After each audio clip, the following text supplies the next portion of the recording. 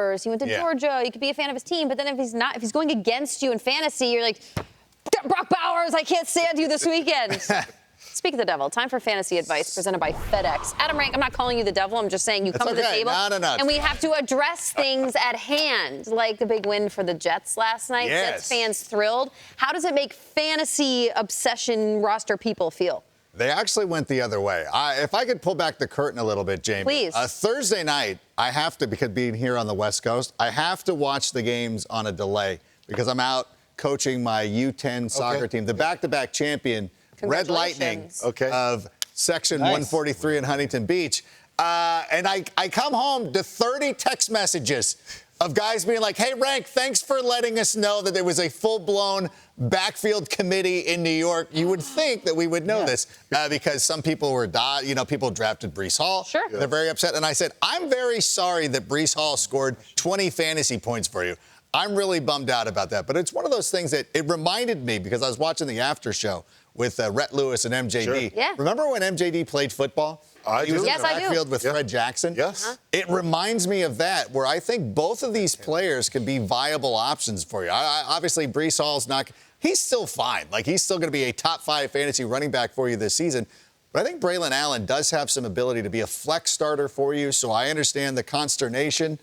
They're both fine. If you drafted Breece Hall, you're going to be good. Chill out. And Charlie, the Paulo brothers, Brent, stop texting me while I'm trying to coach this side. Big match this weekend.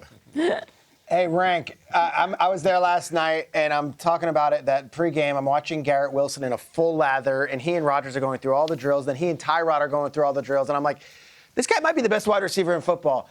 And yet, I don't even think he and Rodgers have started to scratch the surface.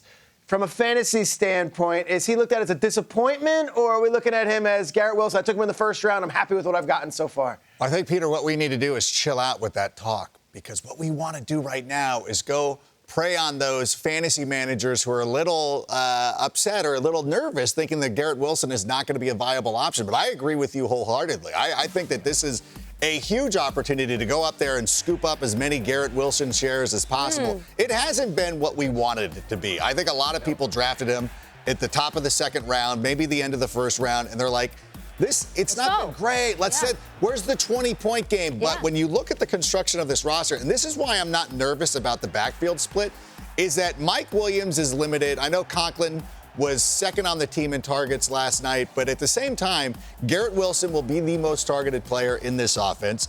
Breece Hall ended up getting 5 targets last night, so that's great.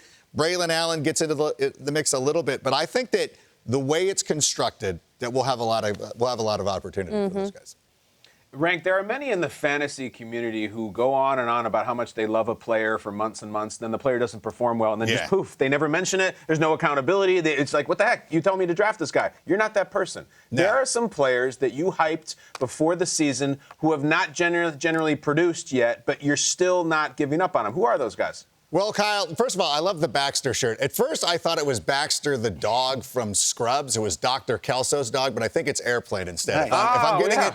If I'm getting it correctly. Second of all, I want to talk about Jared Goff, who's going up against your Cardinals. Listen, Kyle, you're siding with the Southsiders now? What are you going to go to Pequods? That's right, Chicago Cardinals. That's go to Comiskey Park now. Right. You've lost your Wrigley privileges. The White Sox are great this year.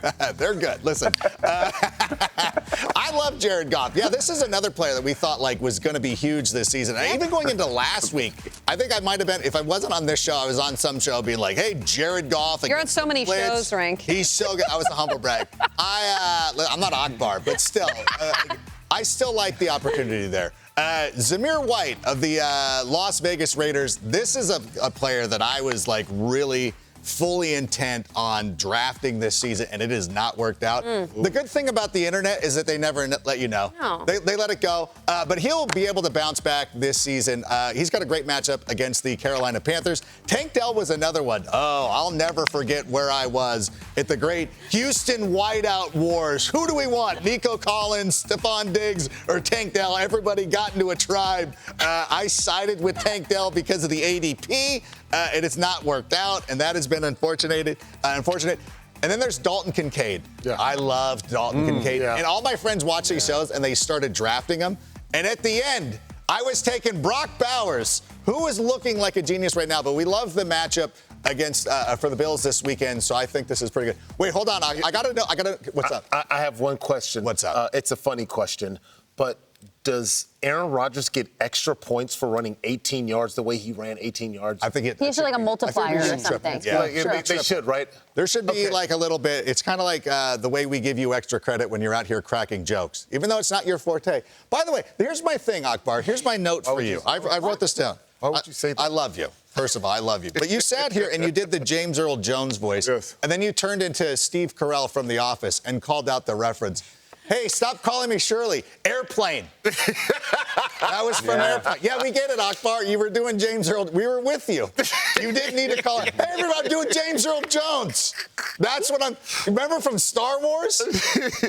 And then when I sat down, you started doing Coming to America. Hey, Kyle, Peter, can you take care of him for me, please? Yeah. Can you guys get him? Akbar does do that. I never Akbar's really in Star realized that Whe's the before. Admiral. Come on. He's 20 jobs. He's Tarkin, right?